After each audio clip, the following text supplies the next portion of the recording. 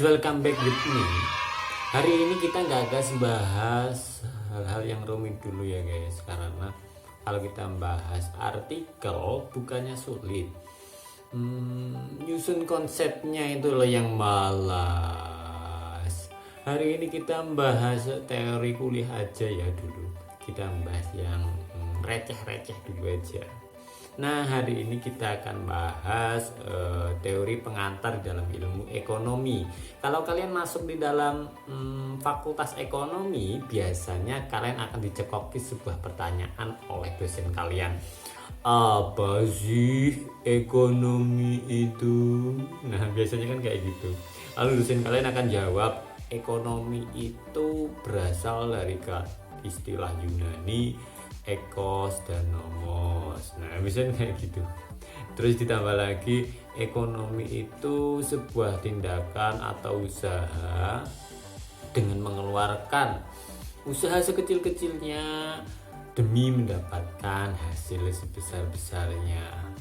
Buat itu nggak rasional banget loh, Cak. Nah, ternyata setelah saya selidiki, istilah itu nggak pernah ada satu ekonom pun yang mengatakan hal demikian. Di dalam aliran klasik, neoklasik, Keynes, bahkan aliran kapitalis ekstrim sekalipun, tidak pernah ada satu ekonom yang membuat pernyataan seperti itu. Lalu dosen-dosen kalian tuh dapat istilah itu dari mana? Saya juga nggak tahu. Jadi ini istilah yang perlu kita luruskan dahulu di teori pengantar ini. Nah, bahkan Adam Smith pun, kalau kalian tahu, dia nggak pernah juga bilang kayak gitu. Ekonomi itu di dalam bukunya dia hanya bilang sebuah ilmu yang mempelajari tingkah laku manusia dalam mengalokasikan sumber daya yang terbatas.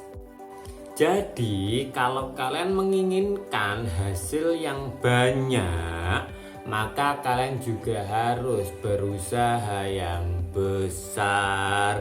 So that. Nah, di dalam sesi pengantar ini kita akan membahas perbedaan ilmu ekonomi mikro dan makro, gitu aja ya. Jadi secara teoritis mikro dan makro itu bedanya apa sih secara basic dan skopnya. Nah, di sini saya rangkum singkat aja agar tidak terlalu lama nanti videonya, gitu. Nah, di dalam pengantar ini saya ingin bilang sebenarnya mikroekonomi dan makroekonomi itu dia sebenarnya sama, karena variabelnya ya sama sebenarnya. Nah, tetapi kita akan pelajari dulu lebih rinci di sini. Nah, yang saya rangkum di sini, mikroekonomi itu yang pertama, dia mempelajari dua rumah tangga. Kalau kita tahu sebenarnya kan ada rumah tangga konsumen, produsen, pemerintah, dan sektor luar negeri, kayak gitu. Nah, ternyata mikroekonomi itu hanya mempelajari dua sektor rumah tangga saja, produsen dan konsumen. Nah, baik itu rumah tangga individu konsumennya maupun individu produsennya. Nah, terus yang kedua, mikroekonomi itu mempelajari resources, efisiensi atau mengefisiensikan sumber daya. Bagaimana cara rumah tangga itu dapat mengefisiensikan sumber daya mereka. Nah, terus yang ketiga, maximum satisfaction atau memaksimalkan tingkat kepuasan mereka. Nah, kepuasan ini biasanya kita ketahui kalau di perilaku konsumen atau perilaku konsumsi itu dengan istilah utilitas. Tetapi kalau di dalam perilaku produksi itu biasanya diistilahkan dengan profit. Nah, itu yang membedakan satisfaction di dua rumah tangga itu. Nah, yang terakhir yang saya rangkum di sini, bagaimana permintaan dan penawaran itu dapat mempengaruhi pendapatan. Nah, mikroekonomi itu hanya membahas sebatas itu. Jadi satu rumah tangga saja yang dibahas. Nah, kayak gitu. Maksudnya apa? Maksudnya baik itu rumah tangga konsumen dan produsen, yang dibahas hanyalah rumah tangga individunya saja. Nah, jadi dia tidak secara agregat atau tidak secara keseluruhan. Nah, sedangkan makroekonomi ini cangkupannya sudah terinfiltrasi atau sudah dimasuki oleh rumah tangga pemerintah. Nah, di sini saya menyebutnya government involvement atau keterlibatan pemerintah di dalam sebuah perekonomian. Nah, ini sudah bahasan makroekonomi.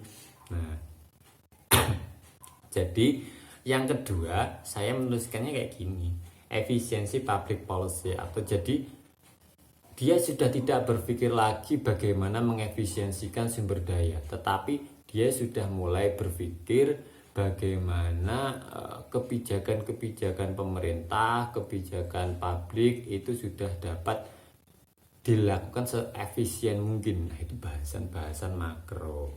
Nah, tujuannya apa? Tujuannya ya untuk mensejahterakan rakyatnya. Karena kalau kita bahas makroekonomi yang ini kaitannya sama pemerintah, itu nggak ada kaitannya pada profit, nah kayak gitu, ataupun pada utilitas. Nah, itu ya. Terus yang ketiga, maximize the economic mechanism. Jadi dia kalau di mikroekonomi maksimum satisfaction. Kalau di makroekonomi dia maksimum mekanisme ekonomi. Bagaimana memaksimalkan mekanisme pasar. Nah, mekanisme pasar ini ya kayak permintaan dan penawaran itu bagaimana dia berjalan secara alamiah, tidak ada yang dimanipulasi. Pasar yang dimonopoli itu harus diselesaikan. Pasar yang terjadinya kelangkaan itu juga harus diselesaikan. Pasar yang tidak normal seperti barang-barang banyak yang tidak laku itu juga harus diselesaikan. Nah, kayak gitu. Jadi memaksimumkan mekanisme pasar. Nah, yang terakhir yang saya tuliskan di sini adalah bagaimana permintaan dan penawaran dapat mempengaruhi perekonomian. Nah, inilah yang membedakan. Kalau permintaan dan penawaran di mikroekonomi hanya berkutat pada pendapatan dan kepuasan individu, kalau di makroekonomi permintaan dan penawaran itu akan digabung atau diagregatkan. Itu nanti dapat mempengaruhi perekonomian secara luas. Nah, jadi individu-individu, permintaan individu nanti akan dijumlahkan satu Indonesia, lalu itu nanti akan dianalisa seberapa besar pengaruhnya pada perekonomian. Nah, sektor-sektor apa dan lain sebagainya. Nah, pada slide yang ketiga ini saya menuliskannya agak simpel. Kalau mikroekonomi itu cabang ilmu yang mengulas perilaku unit-unit ekonomi individu. Nah, seperti yang saya jelaskan tadi, hanya individu saja, individu konsumen, individu produsen. Nah, kayak gitu. Kalau di makroekonomi cabang ilmu ekonomi yang mengulas variabel ekonomi agregat, permintaan agregat, penawaran agregat, pengaruhnya pada perekonomian. Nah, kayak gitu. Jadi kalau mikroekonomi itu bahasanya ya konsumen, produsen, perusahaan, tenaga kerja, investor, serta pasar yang juga menjadi bagian dari unit-unit tersebut.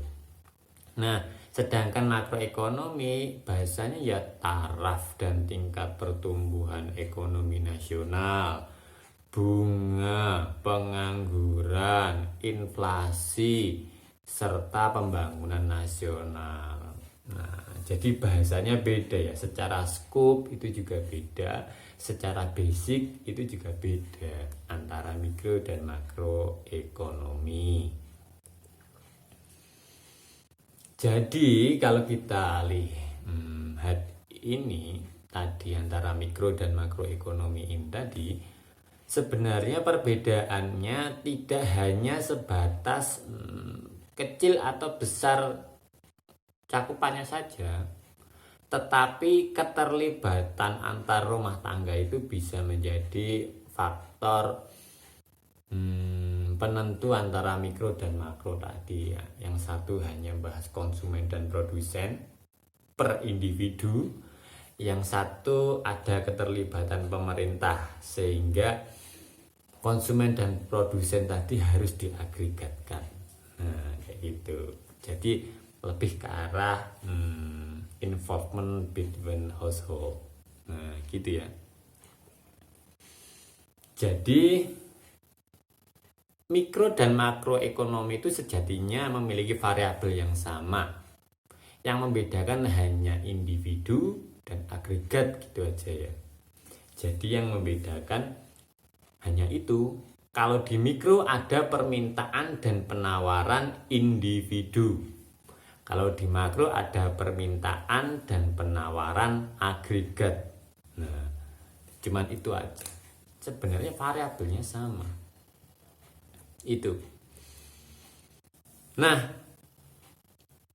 yang terakhir setelah saya selidiki, mikroekonomi itu ya aliran neoklasik gitu. Kenapa kok seperti itu? Jadi ceritanya gini lah. Istilah neoklasik ini pertama kali diperkenalkan oleh Veblen sekitar tahun 1900-an. Nah, tokoh-tokoh neoklasik ini muncul dari mazhab Austria yang notabene mereka itu memiliki pemikiran yang kritis banget. Nah, pemikiran yang kritis, konsep-konsep yang kurang masuk akal mereka buat secara matematis, grafis, sehingga itu bisa dinalar. Nah, sehingga karena pemikiran-pemikiran kritis itu muncullah cabang ilmu ekonomi baru yang sekarang sering kita kenal dengan istilah mikroekonomi. Jadi mikroekonomi itu ya neoklasik itu. Tokoh-tokohnya siapa? Ya banyak, nggak hanya 3 ini. Schounter, Solow, peraih Nobel itu ya, nggak hanya ini tapi banyak banget. Nah, itu ya. Jadi dulu setelah era klasik atau Adam Smith itu sebenarnya nggak ada istilah mikroekonomi. Ya semua istilahnya ya sama ekonomi gitu aja.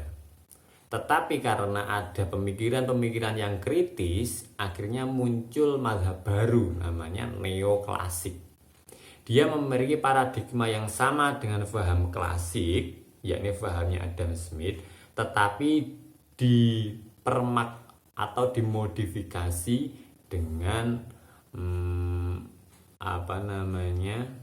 dengan teori-teori yang lebih matematis, lebih secara grafis dan lebih rasional. Nah, kayak gitu, atau lebih ilmiah, singkatnya kayak gitu. Sehingga mikroekonomi ini ya maksudnya ya pemikirannya neoklasik gitu. Jadi kalau kalian ingin tahu mikroekonomi ya pemikir-pemikirnya ya pemikir neoklasik. Nah, oke, sekian dulu ya guys untuk diskusi hari ini. Nah, saya penasaran nih atas satu hal. Menurut kalian kenapa sih ekonomi mikro dan makro itu kok dipecah? Bukannya itu malah mempersempit keilmuan kita. Nah, komen di bawah ya. Saya ingin tahu nih pendapat kalian. Kita diskusi. Oh iya, kalau menurut kalian video ini bermanfaat, kalian bisa bantu like atau share ke teman-teman kalian, dan jangan lupa subscribe channel ini. Oke, sampai ketemu di video-video selanjutnya. See you.